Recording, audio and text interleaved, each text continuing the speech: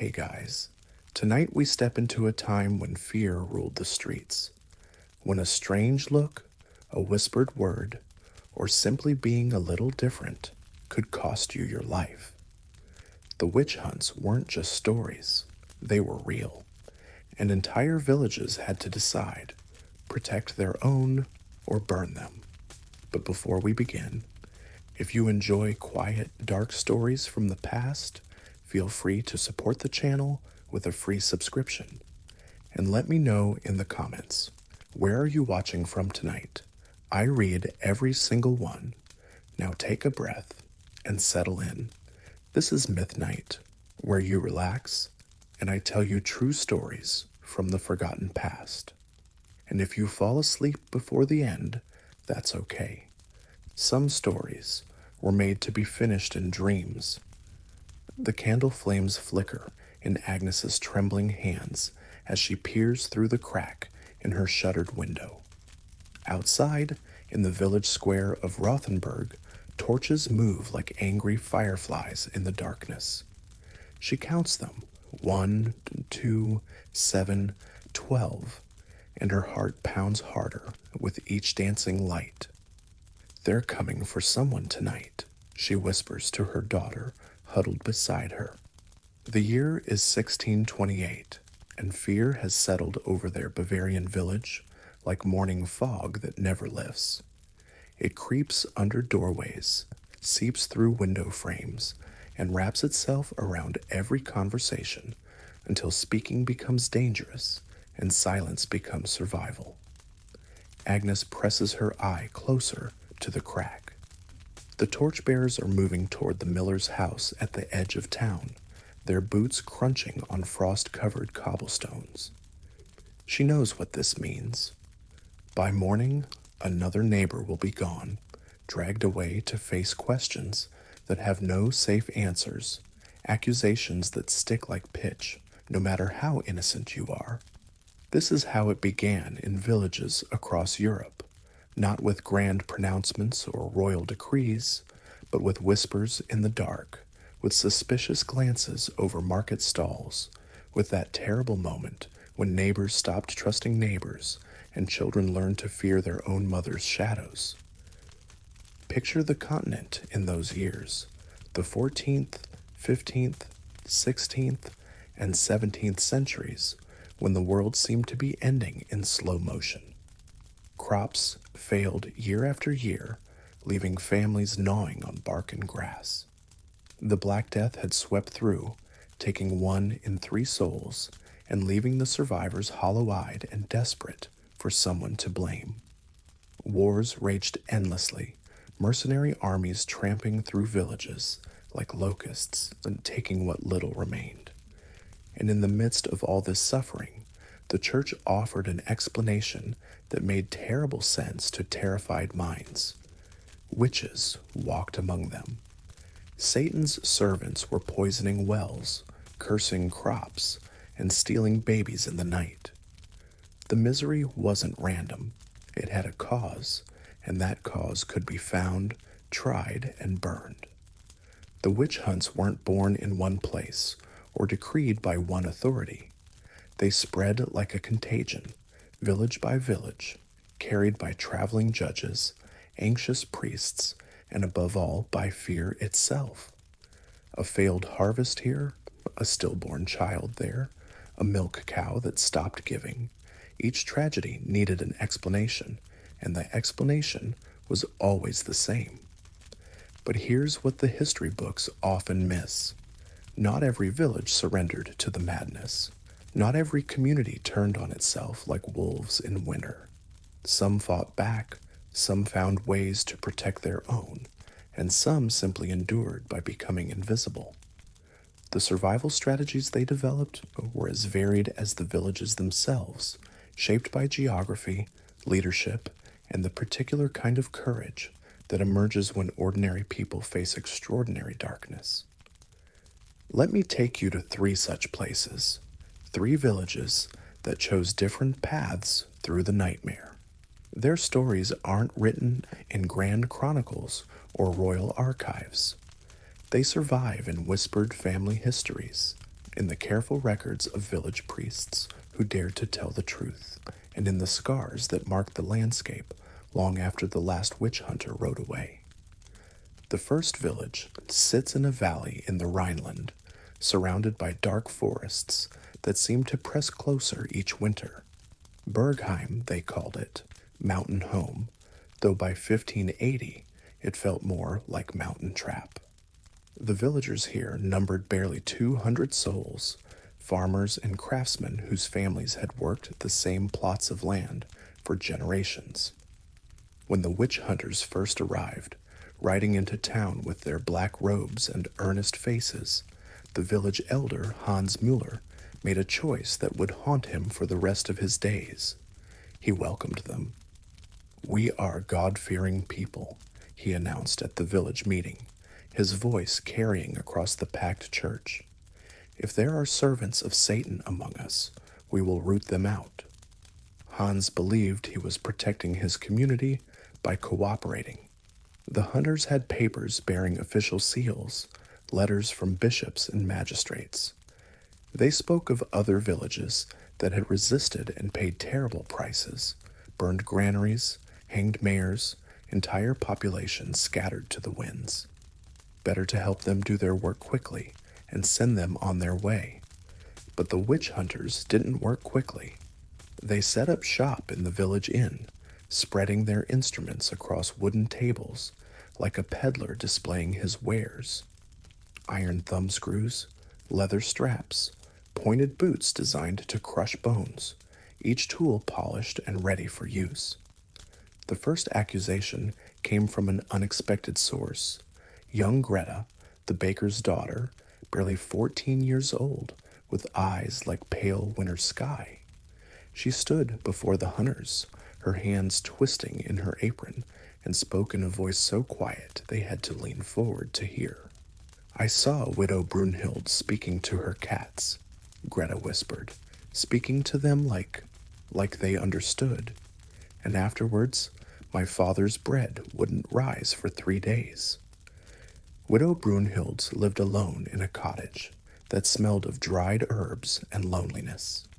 She had delivered most of the village children, including Greta herself, and had never harmed a living soul.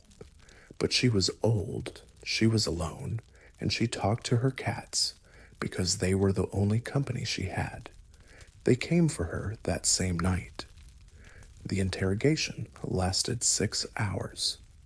By dawn, Brunhilde had confessed to consorting with demons, poisoning livestock, and flying through the night sky to attend Satan's Sabbaths. She named 3 other women as her accomplices, all of them chosen from a list the hunters had prepared, names of anyone who lived alone, anyone who practiced herbal medicine, anyone who had ever been heard muttering to themselves. The burnings began on a Tuesday. They built the pyre in the market square where everyone could see, where everyone had to see. The smoke hung over the village for days, carrying the sweet sick smell of charred flesh into every home, every dream. But here's the terrible truth about Bergheim. Once the killing started, it became easier to name names than to stay silent. Each confession, under torture, produced new accusations. Each burning demanded more fuel for the fire. The hunters had discovered something about human nature that they would use in village after village. Terror breeds more terror, and guilt shared becomes guilt diminished. Young Greta, the baker's daughter, who had started it all, found herself elevated to the role of chief witness. The hunters called her blessed, said she had a special gift for detecting evil. They fed her well, gave her a fine new dress, and hung on her every word as she pointed out the devil's servants among her neighbors. And she pointed. Oh, how she pointed. First went Maria the weaver, whose cloth always seemed to hold its patterns better than anyone else's. Then Johann the blacksmith, who could shoe a horse so well it never threw a shoe, surely a sign of unnatural skill. Then the twins who helped their mother gather mushrooms in the forest, their knowledge of which ones were safe somehow proof of their diabolic learning. The village began to eat itself alive. Families turned on families, children accused parents, husbands denounced wives. The hunters sat back and watched, making careful notes, collecting their fees, and preparing to move on to the next valley once this one was thoroughly cleansed. By winter's end, 67 people had burned, nearly a third of the population gone up in smoke and ash. The survivors walked through their empty streets like ghosts, avoiding each other's eyes, speaking only when necessary, and then in whispers. The fields went unplanted that spring. Too many farmers had burned, and those who remained were too afraid to work together. Hans Müller, the village elder who had welcomed the hunters, lived just long enough to see what his cooperation had cost. He was found one morning in his barn, hanging from a rope he had twisted himself. The note he left behind said only, "I thought I was saving us." The hunters packed their instruments and rode away in search of fresh fields to harvest. Behind them, Bergheim slowly starved. Those who could leave did so, abandoning homes their families had held for generations. Those who stayed learned to live with silence, with guilt, with the knowledge that they had failed the most basic test of human community. They had not protected each other. But other villages made different choices. 300 miles to the north, in a fishing town called Seewald that hugged the Baltic coast, the people took one look at the approaching witch hunters and decided that cooperation was the path to extinction. The warning came from a traveling merchant named Klaus, who had traded in Bergheim just after the burnings. He arrived in Seewald with his wagon half empty and his eyes hollow, telling stories that made strong men weep and sensible women cross themselves. They left 67 pyres behind them, Klaus said to the crowd gathered around his wagon.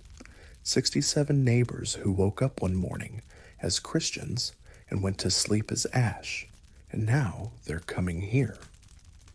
The town council met that very night in the back room of the cooperage, where the smell of oak shavings and wine masked the sound of urgent whispers.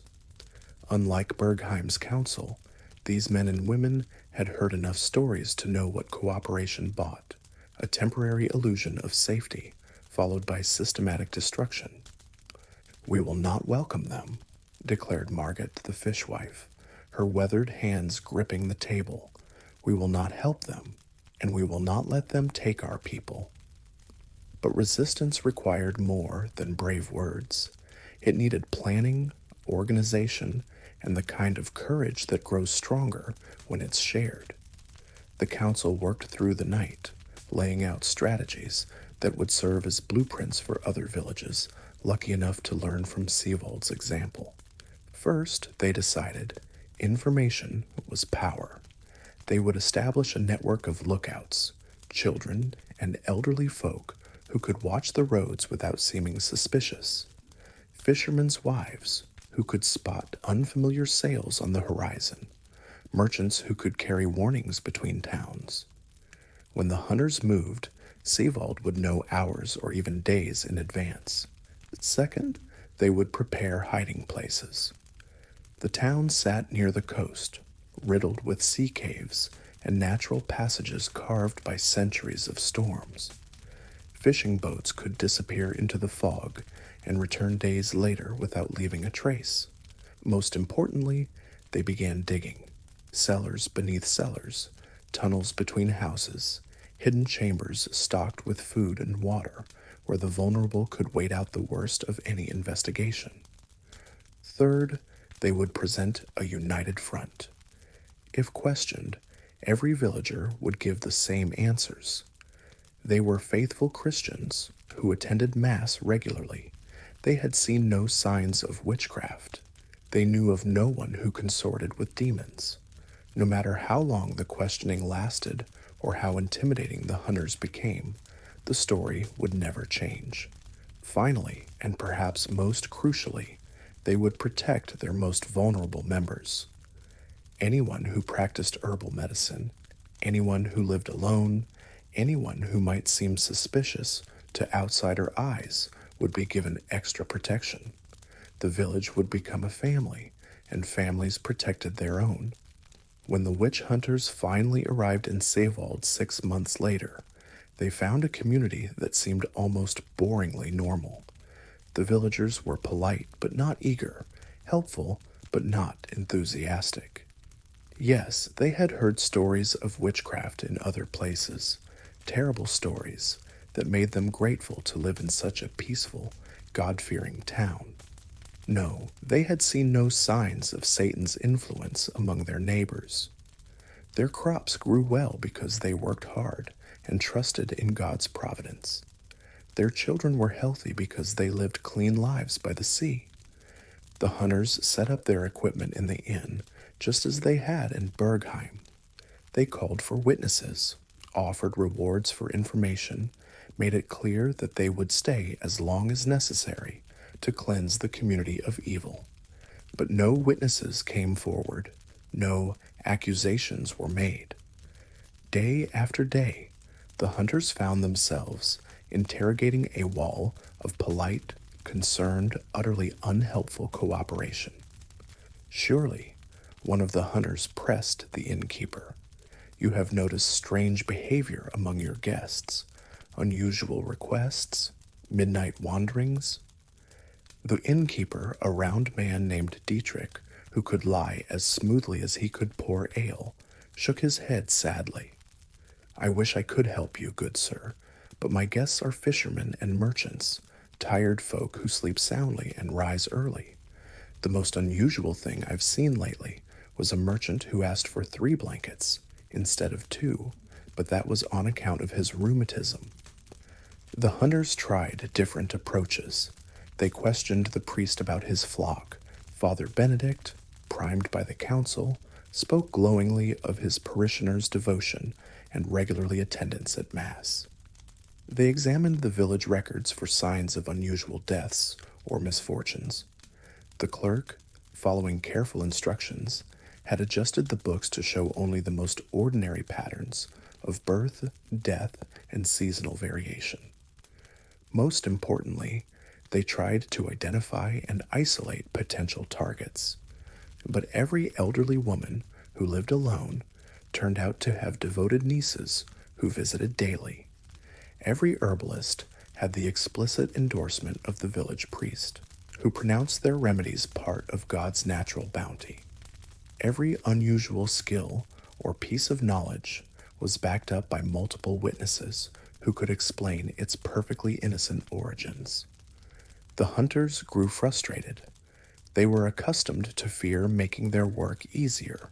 Frightened people made mistakes, contradicted each other, eventually broke under pressure. But Savold refused to be frightened, or rather, the villagers channeled their fear into meticulous preparation instead of panicked accusations.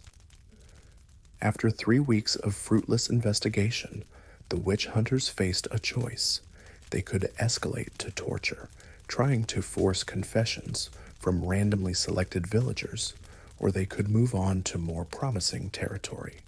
The first option risked creating a martyrdom situation that might attract unwanted attention from higher authorities.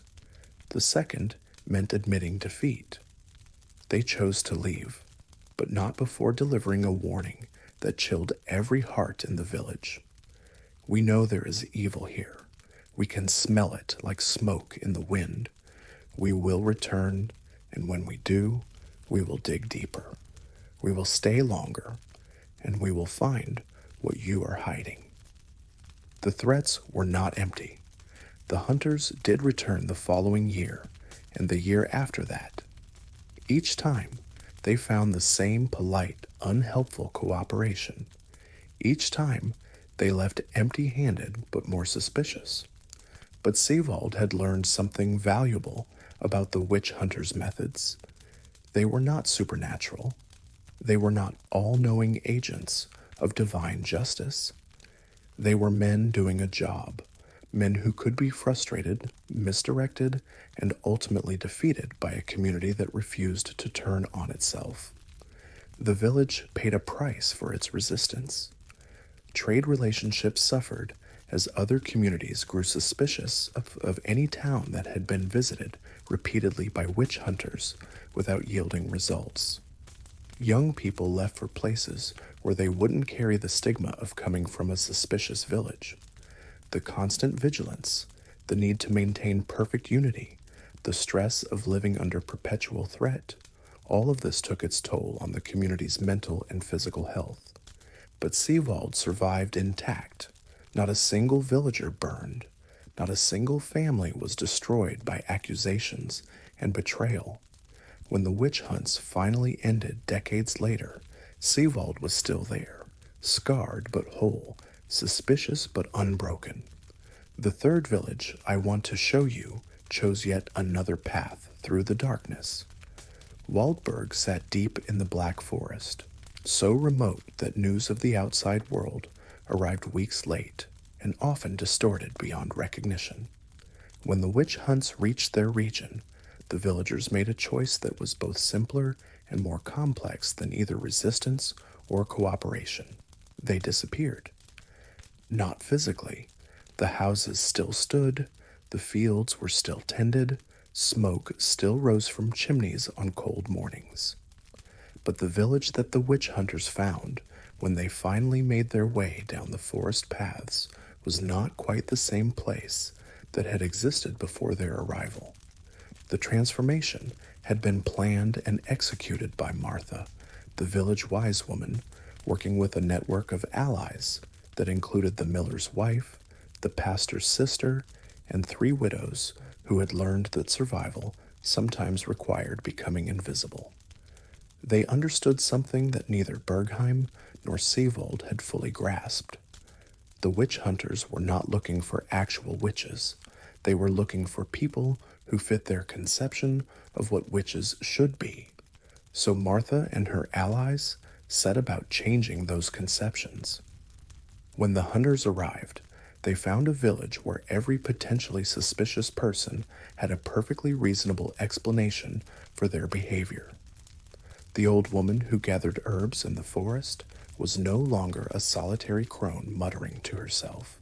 She was Martha's devoted apprentice, learning Christian healing arts under proper supervision, always accompanied by young girls who could testify to the wholesome nature of her activities. The midwife who delivered babies was no longer a mysterious figure working alone in the darkness. She was part of a team that included the pastor's sister, making each birth a community celebration blessed by religious authority. The woman who bred cats was no longer a suspicious loner surrounded by potentially demonic familiars. She was a respectable widow who raised mousers for the village granary, her animals blessed annually by the priest and praised for their service to the community. Every potentially dangerous skill was reframed as a community resource. Every isolated individual was integrated into a network of witnesses and supporters. Every unusual behavior was given a conventional explanation, but the most crucial change was in the village's collective memory. Working together, the women of Waldberg had carefully edited their community's history, removing or recontextualizing anything that might seem suspicious to outside investigators. The woman who had once been accused of cursing a neighbor's cow became the victim of false accusations that the village had righteously rejected. The man whose crops always seemed to grow better than anyone else's was remembered as simply more hardworking and blessed by God. The child who had been born with a withered arm was no longer seen as potentially marked by Satan. Instead, the community remembered how bravely he had overcome his disability through faith and determination. When the witch hunters questioned villagers about unusual events or suspicious behavior, they received answers that were technically truthful but carefully crafted. Yes, there had been accusations of witchcraft in the past, terrible false accusations that the God-fearing community had properly rejected. Yes, there were people skilled in herbal medicine, skilled Christian healers whose knowledge came from legitimate sources and whose work was supervised by proper authorities. The hunters found themselves investigating a village that seemed almost suspiciously normal, yet they could never quite identify what made them uneasy. Every story checked out. Every witness corroborated every other witness. Every potentially suspicious element had a perfectly reasonable explanation. The investigation dragged on for weeks, with the hunters growing increasingly frustrated by their inability to find even a single promising lead. They knew something was wrong. Their experience told them that no village was as clean as Waldberg appeared to be, but they couldn't identify what they were missing. Finally, they tried a different approach. Instead of looking for current evidence of witchcraft, they began investigating the village's history, hoping to find past incidents that might reveal ongoing patterns of diabolic activity. This was exactly what Martha and her allies had prepared for. Every question about the past was answered with carefully rehearsed responses that acknowledged difficulties while explaining them in terms of human weakness rather than supernatural evil. That failed harvest 5 years ago, caused by poor weather, just like in neighboring villages. The merchant who had died unexpectedly, victim of bandits on the forest road, nothing unusual about that in these dangerous times. The cattle disease that had struck 2 summers before, a natural affliction that had affected the entire region. The hunters' frustration grew into suspicion, and their suspicion grew into anger. They began making threats, suggesting that a community this resistant to investigation must be hiding something significant. They hinted at the possibility of using enhanced interrogation techniques to encourage more forthcoming answers. But Waldberg had one final defense that neither Bergheim nor Seewald had possessed: geography. The village sat at the end of a narrow forest path that could easily be blocked by fallen trees, washed-out bridges, or simple misdirection. The forest itself was a maze of game trails and dead ends that could confuse unfamiliar travelers for days. When the hunters finally decided to escalate their investigation, they found that their supply lines had mysteriously developed problems. Food deliveries were delayed by broken wagon wheels and lame horses. Messages to their superiors went astray when the messenger claimed to have gotten lost in the forest. Their own horses developed mysterious lameness that prevented them from traveling quickly. None of these problems were dramatic enough to constitute open resistance, but taken together, they made the hunters' work increasingly difficult and expensive. Maintaining their investigation required more resources than their superiors were willing to invest in a single remote village, especially one that had produced no concrete results. After 2 months of fruitless effort, the witch hunters gave up and moved on to more promising targets. But their departure was not seen as a victory in Waldberg. It was seen as a temporary reprieve. The villagers knew that others might come, that their protective strategies would need to be maintained indefinitely. Martha and her network had created something new, a community that could hide in plain sight, that could present a face of perfect normalcy while maintaining its essential character beneath the surface. The skills they developed, collective memory management, strategic misdirection, coordinated storytelling, would serve them well in the years to come. But the psychological cost was significant. Living a lie, even a protective lie, required constant vigilance and took its toll on the community's sense of identity. Children grew up learning to present sanitized versions of their neighbors' lives. Adults became practiced at speaking carefully, always aware that their words might be repeated and scrutinized. The village survived, but it was changed. The easy trust and openness that had once characterized life in Waldberg was replaced by a more guarded, careful approach to relationships. People learned to present acceptable versions of themselves while keeping their true thoughts and feelings hidden. These three villages, Bergheim, Zeewald, and Waldberg, represent the main strategies that communities developed for dealing with the witch hunts. But countless other villages found their own unique approaches to survival, shaped by local conditions, leadership, and the particular kinds of threats they faced. Some villages, particularly those with powerful noble protectors, could afford to simply refuse entry to witch hunters.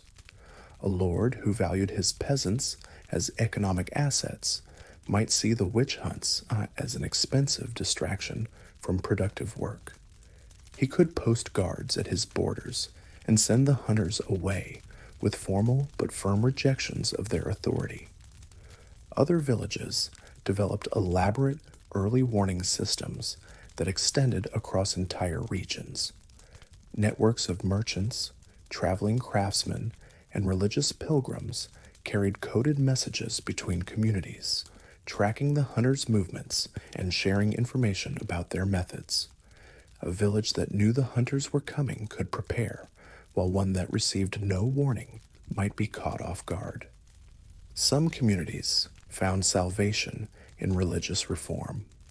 The witch hunts often targeted practices that could be interpreted as remnants of pre-Christian beliefs, folk healing, seasonal celebrations, traditional crafts that incorporated symbolic elements. Villages that embraced particularly strict forms of Christianity and eliminated all potentially suspicious customs could sometimes convince investigators of their spiritual purity. Others discovered that economic factors could influence the hunters' decisions. Witch hunting was expensive work that required significant investment in personnel, equipment, and time. Villages that could demonstrate their poverty, their lack of hidden wealth, their inability to support an extended investigation sometimes found that the hunters moved on to more prosperous targets. But perhaps the most important survival strategy was one that all successful villages shared. They learned to see the witch hunts not as a supernatural phenomenon, but as a human problem that could be understood, predicted, and managed through human solutions. The key insight that villages like Seewald and Waldberg grasped was that the witch hunters were not divinely inspired agents of justice. They were men doing a job, and like all jobs, this one had its practical requirements, limitations, and incentives. The hunters needed to produce results to justify their fees. They needed cooperation from local authorities to legitimize their activities. They needed informants to identify targets and witnesses to support their accusations. Understanding these needs allowed communities to develop counter strategies. If the hunters needed informants, a united village could ensure that no informants were available. If they needed local cooperation, a well-prepared community could provide the appearance of cooperation while actually obstructing the investigation. If they needed to produce results, a clever village could direct their attention toward acceptable targets, outsiders, troublemakers, people who had already died or left the community. The villages that survived intact were not necessarily those with the bravest individuals or the most resources. They were the communities that could think collectively, plan systematically, and maintain unity under pressure. They learned to submerge individual differences in favor of collective survival, to value group loyalty above personal honesty, to prioritize community preservation over abstract principles of justice or truth. This lesson came at a cost. The survival strategies that protected villages from witch hunters also changed the fundamental nature of those communities.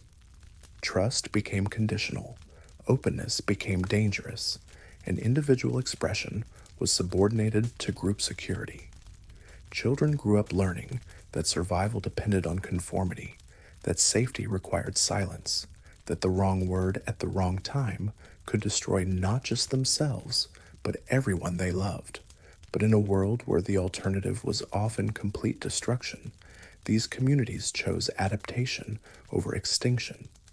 They learned to bend rather than break, to hide rather than fight, to endure rather than resist. The psychological mechanisms they developed were remarkably sophisticated. Villagers learned to maintain multiple versions of reality simultaneously: the official story for outsiders, the community narrative for members, and the private truth that could only be shared in whispers behind locked doors.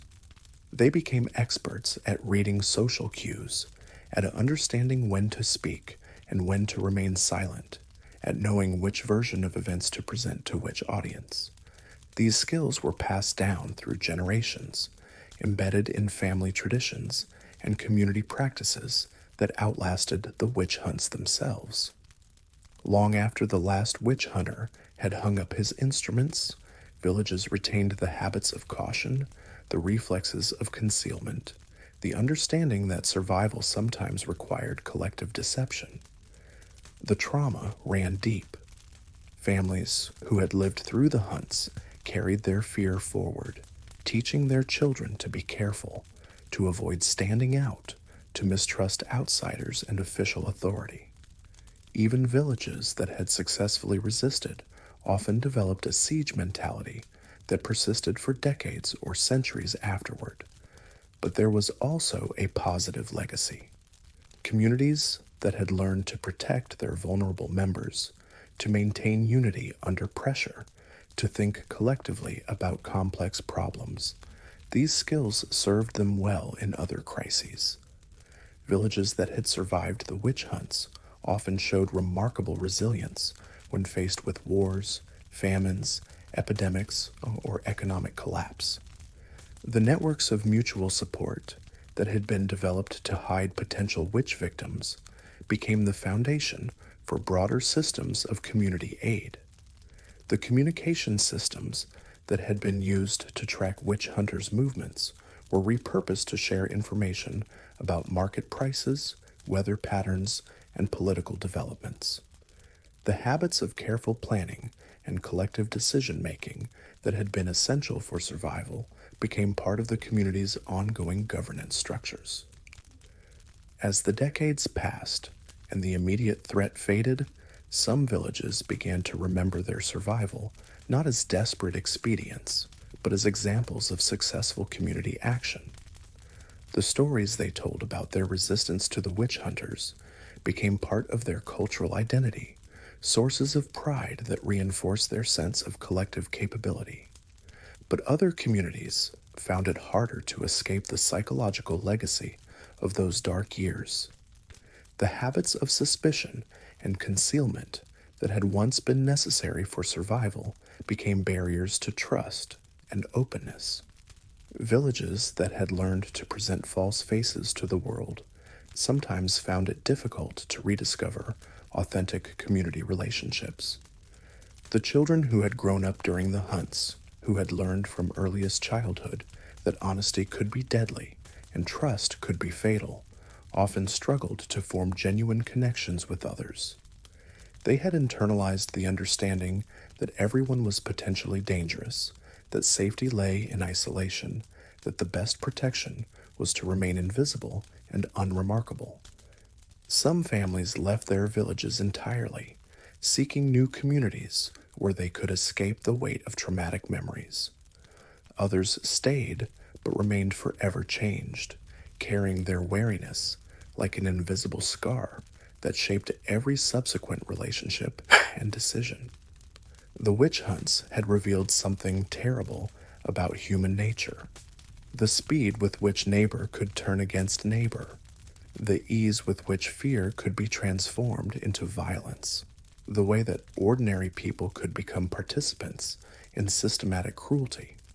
But they had also revealed something remarkable about human resilience and community solidarity.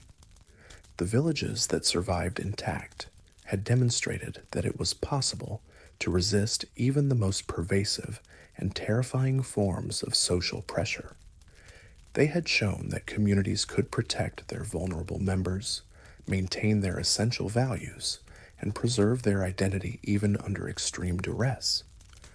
The strategies they developed, collective planning, mutual support, coordinated resistance, strategic deception, became part of a broader human toolkit for dealing with authoritarianism and mass hysteria. The lessons they learned about the importance of unity, the power of community action, and the necessity of protecting those who could not protect themselves would be rediscovered and applied in countless other contexts throughout history. But perhaps the most important lesson from these village experiences was about the nature of truth itself. The communities that survived had learned that there was often a difference between factual truth and moral truth, between honesty and integrity, between individual authenticity and collective responsibility. They had been forced to choose between telling the literal truth, which might have led to innocent people being tortured and killed, and telling protective lies that preserved life and community. Most chose protection over honesty, survival over abstract principle, and they lived with the moral complexity of that choice for the rest of their lives. This was not a comfortable lesson. It challenged simple notions of right and wrong, good and evil, honest and dishonest. It suggested that in extreme circumstances, moral action might require immoral means, that protecting the innocent might necessitate deceiving authority, that preserving community might demand individual sacrifice. The villages that grappled with these contradictions often emerged with a more nuanced understanding of ethics and morality. They learned that moral choices were rarely simple, that good intentions could lead to terrible outcomes, that survival sometimes required compromise with ideals. But they also learned about the power of community to create meaning and identity even in the darkest circumstances. They discovered that shared struggle could forge bonds stronger than blood, that collective resistance could preserve dignity even in defeat, that communities could maintain their essential character even while adapting to impossible demands. As the witch hunts finally ended, not through victory or defeat, but through gradual exhaustion and changing intellectual fashions, the villages that had survived intact began the long process of recovery and reconstruction. Some communities thrived, using the skills they had developed during the crisis to build stronger, more resilient social structures. Others struggled to overcome the trauma and suspicion that had been necessary for survival but had become obstacles to normal life. The scars remained visible for generations. In village records, you can still find gaps where names should be, families that fled, lines that ended, memories that were deliberately erased. In architectural details, you can see the hidden rooms and secret passages that were built to shelter the vulnerable and hide the suspicious. In family traditions, you can trace the habits of caution and the reflexes of concealment that parents passed to children who never knew why these skills might be necessary. But the villages endured. They adapted, survived, and eventually began to heal. Their stories became part of the larger human narrative about resilience in the face of overwhelming darkness, about the power of community to protect its members, about the price of survival and the value of moral courage. These were not tales of heroes and villains, but of ordinary people facing impossible choices and somehow finding ways to preserve what mattered most. They remind us that in our darkest moments, when the world seems to have gone mad and nothing makes sense anymore, community solidarity and mutual protection remain possible. They teach us that survival is not just about individual strength or cleverness. but about collective wisdom and shared responsibility. They show us that even in the midst of the most systematic cruelty, islands of sanity and compassion can persist if people are willing to work together to protect them. And they warn us that the forces that drove the witch hunts, fear, suspicion, the need for scapegoats, the appeal of simple explanations for complex problems, are never entirely absent from human society. The potential for mass hysteria, for neighbor to turn against neighbor, for communities to tear themselves apart in pursuit of imaginary enemies, remains part of our collective inheritance. But so does the potential for resistance, for protection, for communities to stand together against the darkness and refuse to let fear destroy what they have built together. The villages that survived the witch hunts left us a legacy not just of trauma, but of hope, evidence that even in humanity's darkest hours, the bonds of community can hold, the vulnerable can be protected, and ordinary people can find extraordinary courage when they face the darkness together. The last candle burns low in Agnes's window as she watches the torches disappear into the forest beyond Rothenburg. Her daughter has fallen asleep against her shoulder, but Agnes continues her vigil, counting the lights until they fade completely into the darkness. Tomorrow there will be new rumors, new suspicions, new fears to navigate. But tonight, her village sleeps under the protection of silence and solidarity, of neighbors who have learned that survival depends not on individual heroism, but on collective wisdom, not on fighting the darkness, but on refusing to let it divide them. In the distance, a church bell tolls midnight, its bronze voice carrying across the sleeping countryside to other villages where other watchers keep their own vigils, where other communities guard their own secrets, where other ordinary people practice the quiet heroism of mutual protection in a world that has temporarily forgotten the meaning of mercy. The witch hunts will end, eventually.